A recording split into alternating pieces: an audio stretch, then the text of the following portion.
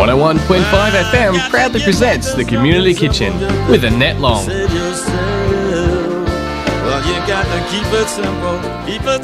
And welcome to Community Kitchen. We've got some great things to talk about today. We will be talking about the show a little later, where the radio station actually went on the street. We did a bit of cooking there, which was fantastic. And one thing I'm really happy about, we've got two guests in the studio at the moment, and it's lovely to see that after all the different requests that we put out from our community kitchen, asking people to share some of the things they do, some of the precious things they cook, some of the little tricks they have, we've got two people here who are doing just that. Welcome to Jenny Fletcher. Good morning. And Sue Simmons, good morning. Morning. And Caboolture Cake Decorators, just started in Caboolture? Yes, we were formed in February. Mm-hmm. It's our first meeting. Yes. And it's a love of making cakes, decorating cakes? Yes, and just wanting to share our interest, help mums at home with the common interest at the moment in shows like MasterChef has created a lot more home cooking than has been for years. Mm-hmm. And we just find that there was a need in the area to share cake decorating ideas and how to do things. And so we formed a group, put it out there and advertised and got people to come along to a meeting and decided, yes, we can do this. So how many years have you been decorating cakes? Oh, about 25. A little bit of experience there. Yeah. And that's lovely. Now, Jenny, and we're not talking about age or anything here, but you are younger. Yes, I'm probably one of the youngest members of the branch at the moment. Okay, and you've joined for what reason? Because of your interest with icing? Or? Definitely. I first started only like a few years ago just doing cakes at home for my kids and just really fell in love with it. And you know, there's so much out there with YouTubes and you know, tutorials online now that you can really teach yourself at home how to make these really wonderful cakes. And I think there's nothing better than sharing food with other people, and especially making cakes and things for friends and family. They really love it, and it's nice. It's just to create something a little bit different. So did you actually self-teach yourself?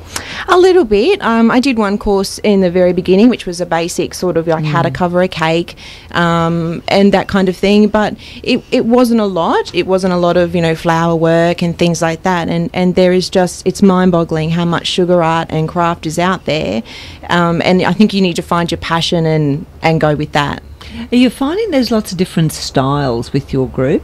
Definitely, yes. So, Sue, what's your style? Are you more old-fashioned, traditional? Yeah, traditional flowers, a bit of piping, that type work, yes. That's very fine work, isn't it? It can be, yes.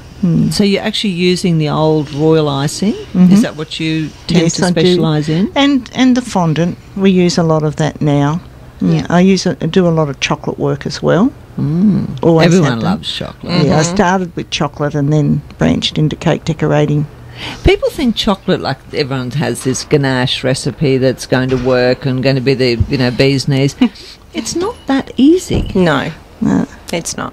It takes practice, I think, and it's talking to other people and finding what works for them. Sometimes you might find a really good recipe for a beautiful ganache, and you've got, you know, people have reviewed on it online and saying it's wonderful, but then you use it in Australia, and all of a sudden, because our weather conditions are different, it just doesn't work. And the same with different icings. There's so many companies that make different brands of fondant now.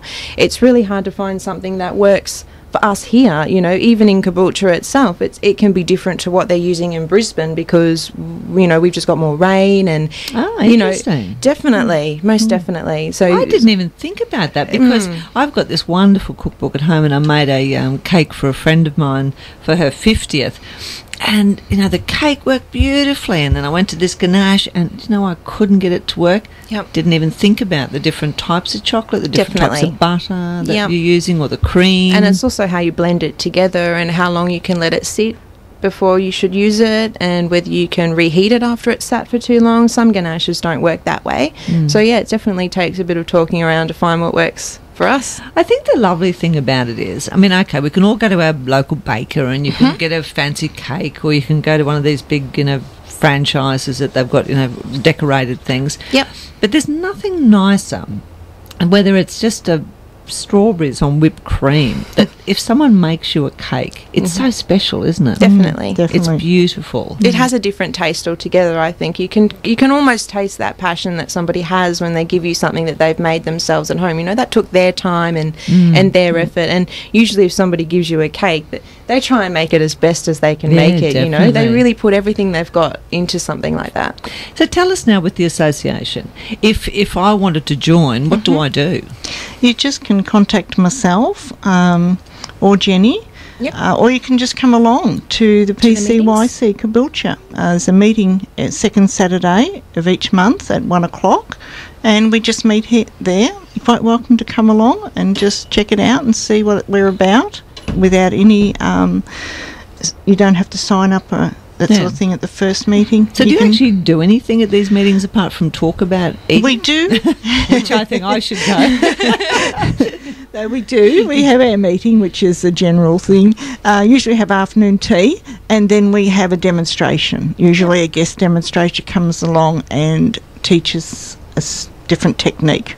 Last week we had a lady came over from Redcliffe, and she showed us how to do a technique called bas relief. Which is, sorry? Bas relief. It's a cake decorating term, and it's making pictures out of icing by putting in pieces of different colour of icing on a plaque. Wow. So, you know, in craft work, I can't quite think of the name right now, where they cut all the pictures out and they stick them on top to layer them up. Collage. No. You, do you know what scrapbook? I know what you mean. No, it's not really scrapbooking. Yeah, so it's about basically looking at a picture and starting from the base and working it all the way up. So you actually build that picture from like a flat piece of fondant, and you put all that... So it's more or less 2D rather than 3D upright. Yes, so rather than making it as a full figure, you sort of build it up. Do you actually make your own fondant?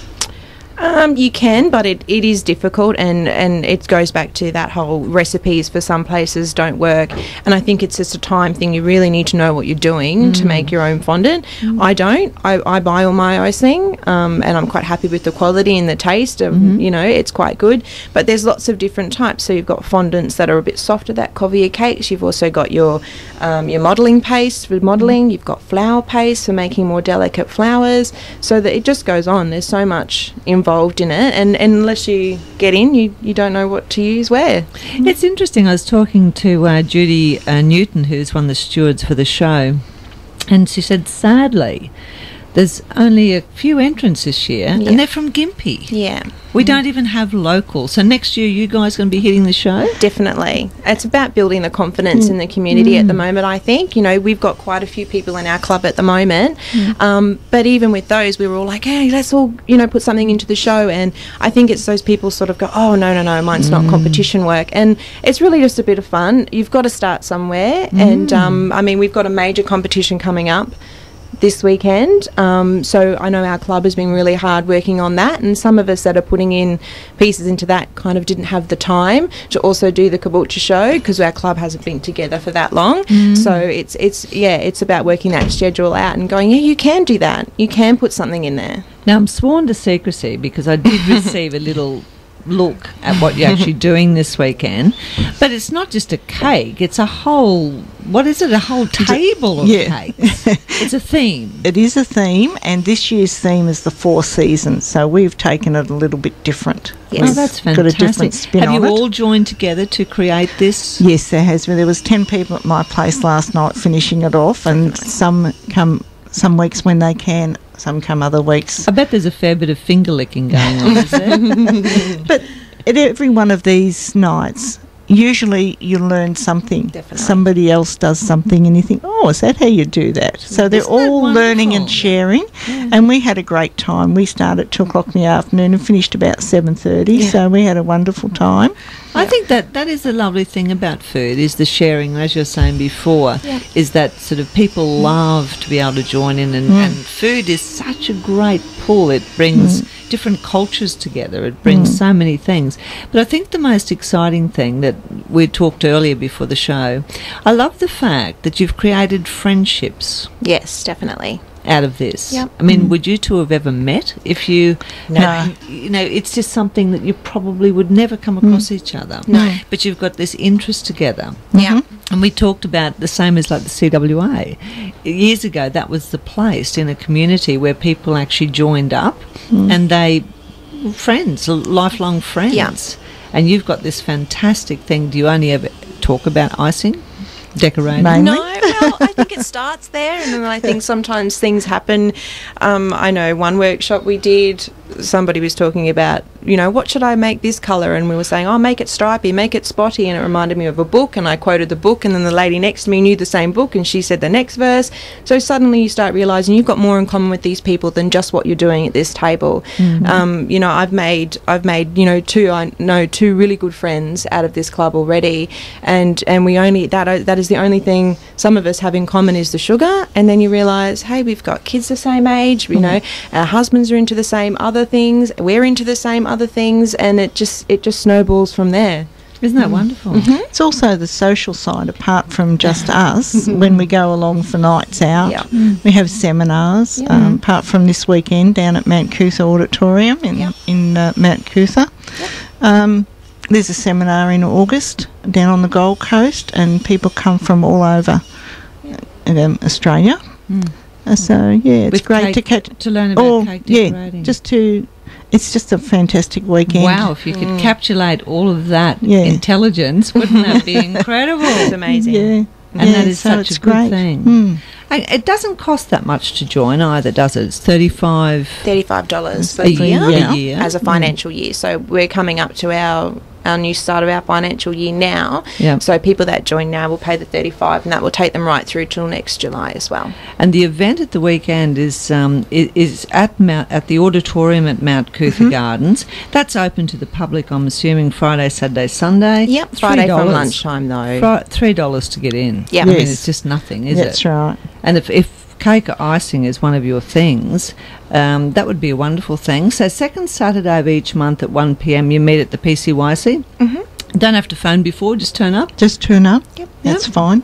I think that's wonderful. Yeah. Well, we wish you the best of success. Thank you. Thank you. I know that I've seen the little thing.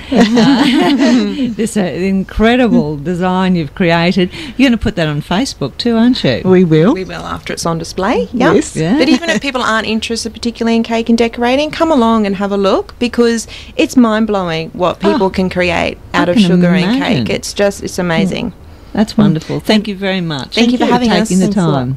time. We're going to our sponsors. And you're back with Community Kitchen, just chatting while we're listening to the music, and we've all decided what a beautiful thing that is to get people together, ice cakes, have some yummy things to eat.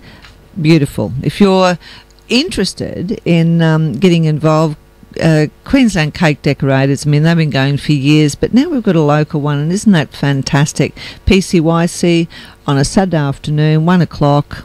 You can go there. Second Saturday each month at 1 o'clock. That's just lovely. I will be actually advertising their email at the end, so if you want to get involved, you can. Mentioned earlier that we're at the show on the weekend, and we talked with Judy Newton last week, and of course she's just a champion. She just bakes. She just is one of those women who is just so busy, and she bought some of her beautiful homemade raspberry jam, and we were able to do a little bit of cooking at our community kitchen, and she assisted, and it was just great to see people who are willing to take the time out to do that. She's a very busy person. She was leaving us to go home to cook a pickled pork meal for, I think, 100. So ask a busy person if you want to get something done. Now, we've had the honey hunters on before, because we know that our little bees are having a difficult time in the world, and if we don't look after these bees, we're going to have some extremely difficult years of food production. So Simon from the Honey Hunters, he's been telling me that they're starting to have a open day. He's sent me 2 emails here. So the Stanley Rivers branch of the Queensland Beekeeping Association are hosting the Queensland Conference and Open Day. Open Day is on the 16th of June from 9 to 12. Admission fee is $5 per person, which is nothing. But if you want to talk to Simon and find out about this, please phone him on 54981040, and that's the Honey Hunters Bee Farm. I'm sure that Simon would be happy to talk to you.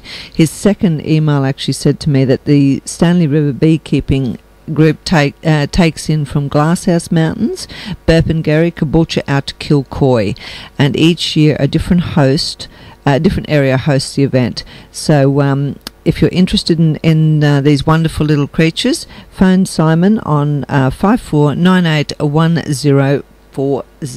I think that is just a fantastic thing to get involved with, because we need our bees desperately. We're going to go to a quick song, and then when we come back we're going to be talking about beef. And welcome back to Community Kitchen. We have our next guest online. Good morning, Russell. Morning. How are you? I'm very well indeed. I'm in a very cold, chilly Bega Valley at the moment. Oh, are you? Right. Now, Russell, you're the Chief Judge of the Royal Queensland Food and Wine Show, branded beef and branded lamb. That's right. Interesting, isn't it? Reading in the Courier Mail that once again the Wagyu seems to be the winning choice. Yes, it was. 4th year in a row. I was hoping to see some grass-fed beef get up this time, but it wasn't to be. But it was a very, very good piece of Wagyu, I'd have to say. Now, tell us, like, for years and years, we'd never heard about Wagyu. We all had the other types of meat. Now it's sort of come about. What makes a good piece of steak? I think what we're talking about really is often texture as much as anything. And I do a lot of training of chefs and people in the food industry.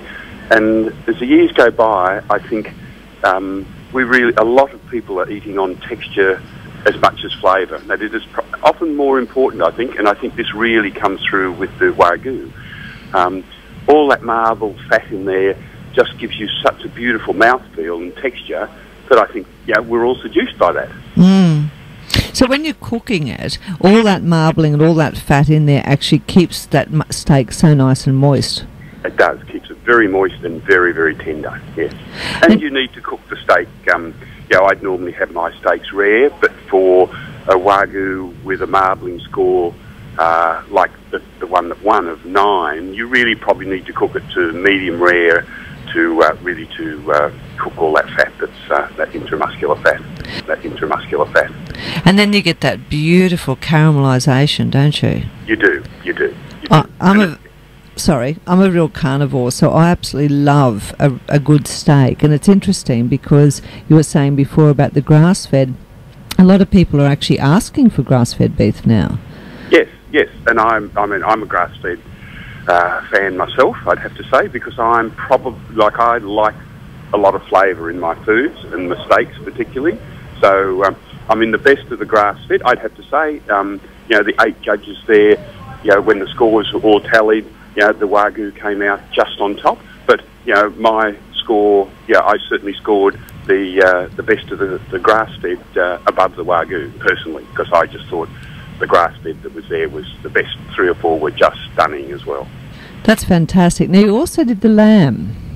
Yes, we did the lamb on the day before, yes. So when you're talking about lamb, I mean, once upon a time I can remember as a child, I mean, I lived out in the Wandoan area and beef was big and lamb was big, and it was sort of such a big type of roast, and now you see these lambs that are so little. Are we talking about this being the winning type of lamb, a small, yummy piece? We are. We're talking about sort of tender, young lambs, and I grew up in the Darling Downs myself in Toowoomba, and the lamb had a much bigger flavour, in the 1950s and 60s, that's for sure. And but these, they're being bred for a market. They're predominantly Merino, Leicester crosses, I suppose, is what we normally see these days. And then, of course, we're occasionally starting to see probably some of those new meat breeds coming in, like Dorpers, and coming into the market as well. And that adds another dimension, doesn't it, to the lamb industry? It certainly does. And we're talking, about texture again here. I think it's a beautiful piece of meat to eat. Those lamb that we were cooking them as racks in the competition. For me, beautiful meat. But I probably still hanker for something a bit older and a bit more flavour, just personally.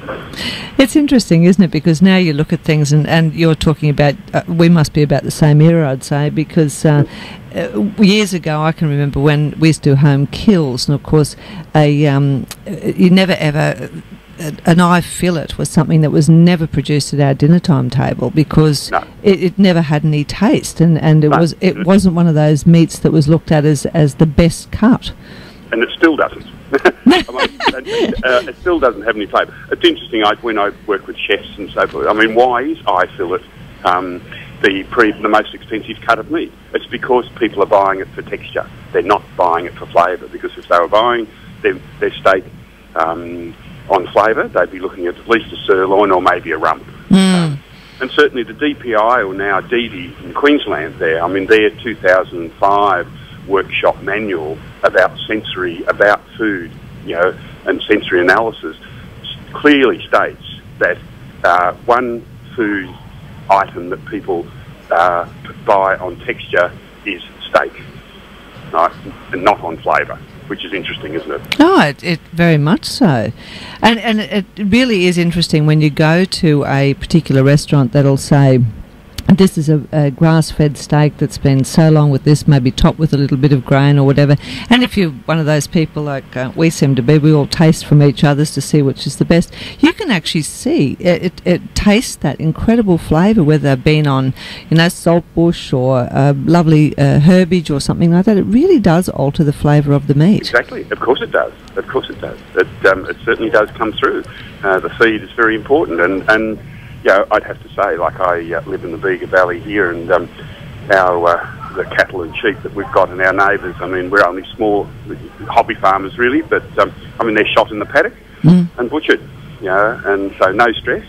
And I guess that's one thing we need perhaps just mention, is that stressed animals do not produce good meat, good eating meat, and that's also a very important part of the whole process. But yeah, I mean, I think we have seen, we've seen a change. We saw a big change in the industry to grain-fed, and I was judging actually a different cheese show in Wisconsin in the States in March this year, and when people, you say your preferences for grass-fed meat, I mean, they don't know what it is. No. They don't have any. It's all grain-fed there, and we've gone down that track. It obviously is a product that a lot of consumers want. That's fine. But I think for perhaps traditionalists like you and me, we're probably still looking for that big flavour. And we're quite happy to use our teeth because they're there to chew. I think that's fantastic. Thank you for taking the time to join us this morning. Not a problem. Bye now. Okay, bye-bye. Bye. And we were talking to Chief Judge Russell Smith. And interesting, isn't it, how we... I think there's always that discussion group about what is a good steak. And I was someone who never, ever enjoyed a T-bone until we had one of our cattle off the property killed, and seriously, the T-bones were just unbelievable because you had that fantastic amount of fat on them. So when you're cooking it, you get that beautiful caramelisation. I'm actually starting to get hungry. We've been talking about cakes and we've been talking about beef. It's a wonderful thing, this food, isn't it? So it's so great that we could talk with Russell this morning, because there's always a big discussion about which is the best steak. We're going to go to our sponsors. Be back shortly. We'll be right back with more from the Community Kitchen. And you're back with Community Kitchen. As I mentioned earlier, talking to the people at the show, and of course strawberries are around at the moment, and I have to have a little laugh. Judy Newton was saying that she can cook pretty much anything, but she cannot do strawberry jam. I have hundreds of cookbooks, but I found this recipe which I'd like to share with you, because it's strawberry time. Everywhere you go, you see these little covered carts, and you see black plastic, and you see strawberry in all the shops, and I just think it's a beautiful thing. And it takes 25 minutes, keeps for 6 to 9 months, and this is an English recipe, but it doesn't matter because, you know, strawberries are strawberries. So you're using 1.5 kilos of freshly picked strawberries, of course, and it's very important to use a good quality because damaged fruit makes your preserves actually limit their life. So it's very important that you use a good quality product. And it's equal. 1.5 kilos of strawberries, 1.5 kilos of white granulated sugar. And this lady recommends freshly squeezed juice of 4 lemons. And we heard the other day that Meyer lemons do not set fruit. So that was interesting. So you have to always think about that too. I mean, there's so many little tricks. You wonder why something doesn't work. And then when you talk to a professional or someone who's been doing something for years and they go, oh, that doesn't work because of this. They make it so simple, and yet it's agonising for yourself when you feel as if you're a complete failure and you've wasted something in the kitchen, which I hate doing. But the instructions for this is in a large china or glass bowl, layer the strawberries in sugar, then sprinkle with the juice. Cover with the cling film and leave for 24 hours. So then you scrape all the contents of the bowl into a preserving pan and bring slowly to the boil. Allow the mixture to bubble over a low heat for 5 minutes. Then remove from the heat, cover and allow to stand for 48 hours. Return the pan to the heat and bring the mixture back to the boil. Skim thoroughly. Boil until a setting point has been reached. The jam will always be quite soft, so I boil it. I'm reading the recipe here. So I boil it until it thickens to my liking. Remove from the heat, pot into your hot sterilised jars, seal and label. Now that may sound like it's a really big process, but when you think about it, the concentration of that strawberry by sitting and I guess marinating for that period of time would be fantastic. The one thing that I can remember someone saying when you're preserving, be organised, have your jars ready. And one of the books that I've got recommend, if you have a dishwasher, put your jars in the dishwasher because they will come out boiling hot. They'll be clean. Just run them through a water cycle and they're ready for you, and have them all ready so when you know that that jam's going to go, put your preserve in there, your conserve, fill them up quite high, turn them upside down, and they will actually seal. Then you can put them on your shelf. As soon as you've opened, of course, you should put that in the fridge.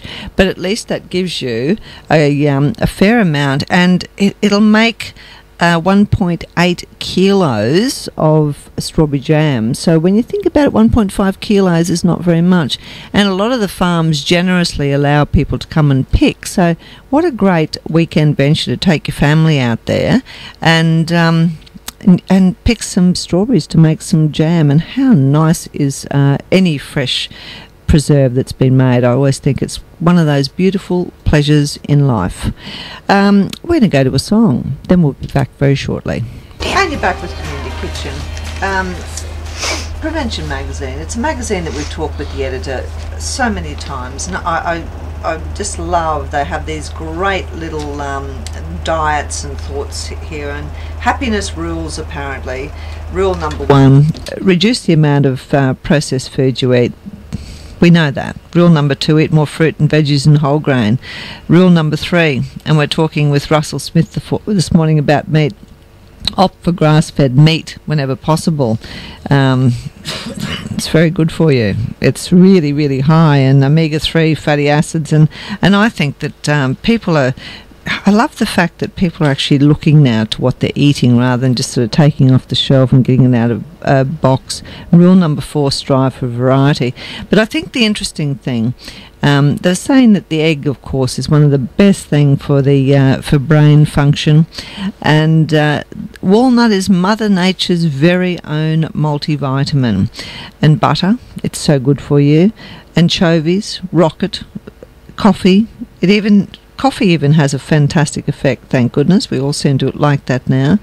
And putting some colour into your greens. I think it's so nice to be able to read all these things. But the fact is, what we're looking at is just basic products. And I think that's what the whole thing is about, is cutting down on your processing of your food and eating to what it used to be for our parents and our grandparents, when they had their homegrown veggies and they had their fresh milk and they didn't have margarine that you don't even know where on earth this comes from, whereas at least butter, you know, it's processed from milk.